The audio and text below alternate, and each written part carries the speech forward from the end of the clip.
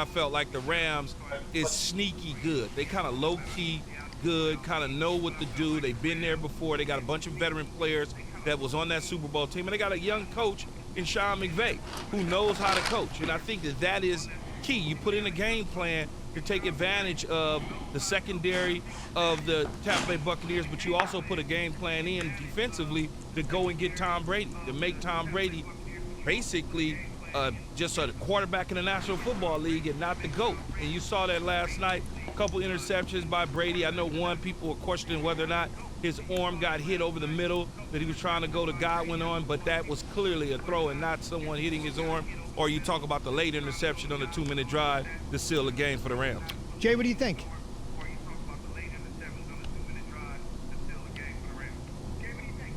Hey, Key, I would say this, when I look at this team, like this is a team that could actually win a Super Bowl. I know you said that the first opening couple of weeks of our show, and I was always questioning the consistency of Jared Goff. Now, he threw 2 picks last night, but still, I agree with you. They should have dominated that game, and look at the way things are going to play out. This team, their last 6 remaining games are all on the West Coast, okay? And if you talk about the way Cooper Kupp and the way Woods play, I mean, Cooper Kupp is one of the most underrated wide receivers there is in the National Football League. Devontae Adams even said it last night via Twitter. Just look at the yards he's able to gain after a catch. I mean, he's number 2 in the league with yards after the catch. So if they're able to play that way, their defense is formidable. We talked about that. And the way their games pan out, I mean, look at the rest of their schedule. You talk about they played at 49ers, at Cardinals, Patriots, Jets, Seahawks, and then Cardinals again. Granted, you see the same team twice in the Cardinals, but we don't know how Kyler Murray's doing with that shoulder. I mean, they're in striking position in the NFC that is wide open, it just feels like. Absolutely wide open. It certainly is wide open, Jay. And I think when you look at it, outside of the Saints, the Rams are right there. If the Saints have any sort of hiccup, the Rams could slide themselves into that number 1 bye spot, something that, I don't know if it's this year because of the way things have played out throughout the course of the year with everything in the pandemic, that the home field is really all that important because some stadiums, some cities, some towns don't have fans in their stadium. So you get the benefit of the doubt by not, pretty much going to a stadium with home field advantage with a loud noise and a loud crowd. I would say this, though. The Bucs, for all that was made up about what Tampa Bay is, Zubin, it's just a bunch of names. That's the way I look at it. The Gronkowskis, the Browns, the Evanses, the Bradys, the Fournettes, the Joneses, the Chris Godwins, the O.J. Howards when he was there. It certainly hasn't turned out to be what we thought it was based on what people expectations were at the beginning of the year. A couple of numbers for you, Key, to back that up, and you've been saying this for weeks, so let's talk about it just in bits, in pieces. The Bucs right now drop to 7-4. They're still in clear position to make the playoffs, but it gets a little bit dicey if they were to lose Sunday because they have Patrick Mahomes and the Chiefs coming to town, and after what we saw from the Chiefs Sunday night and what we saw from the Bucs on Monday night, I don't think it's unreasonable to think the Bucs would fall to 7-5.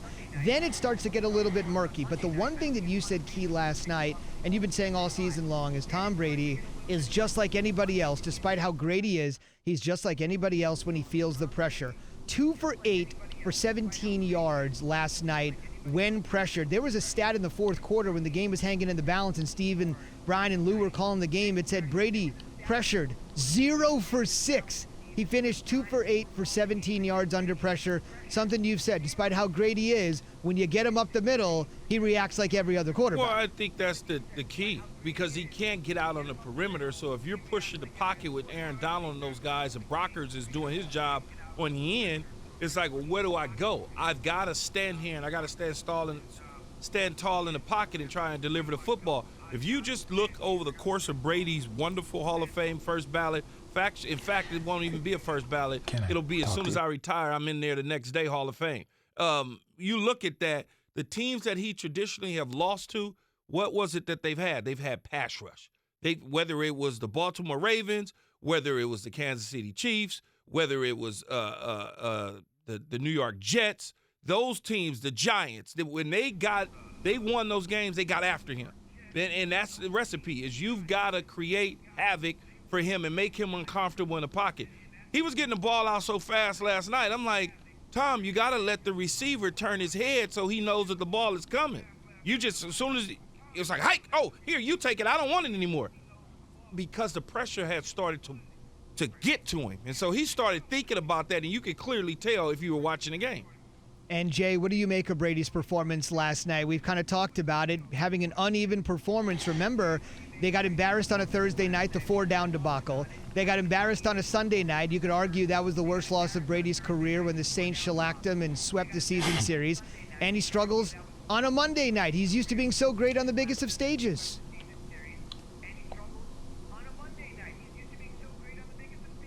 I mean, Zubin, this is supposed to be Tom versus time.